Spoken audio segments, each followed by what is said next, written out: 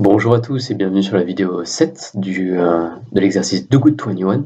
Aujourd'hui, on va s'occuper des autres, puisqu'on s'est occupé de soi, et on va faire un truc qui est assez, je pense, nostalgique pour la plupart d'entre nous. C'est tout simplement que vous allez écrire avec vos propres mots. Alors, si vous êtes un auteur, vous avez peut-être une façon très particulière d'écrire. Si vous n'avez jamais écrit de votre vie, espérons quand même que vous savez écrire dans une langue particulière. Mais ça n'a aucune importance. Le tout, c'est que ce soit un caractère intime, avec vos propres façons de vous exprimer d'une manière ou d'une autre, qu'elle soit maladroite, jugée maladroite ou pas, on s'en fiche. Le tout, c'est qu'on vous reconnaisse autant que possible, sans que vous ayez à le signer avec votre nom, et d'écrire ce que vous ressentez envers les gens que vous aimez et qui vous entourent, autour de vous d'une manière générale.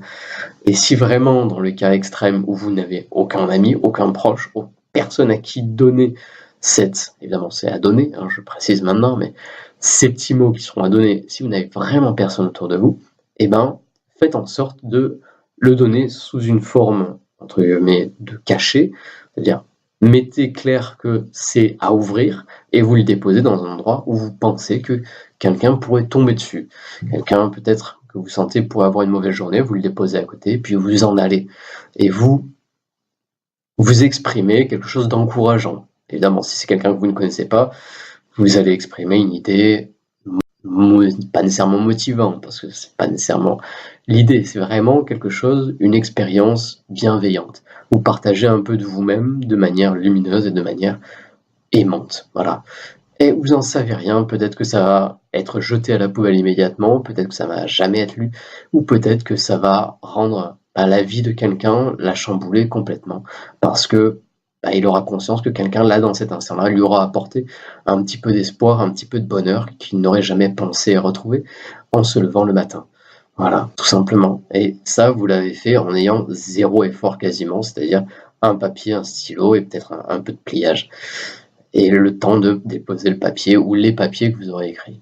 Voilà.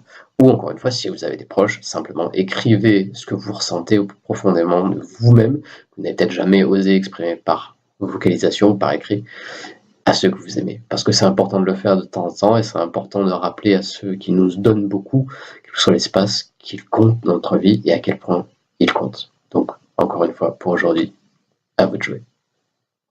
Merci beaucoup d'avoir regardé cette vidéo et merci de la mettre en application autant que possible.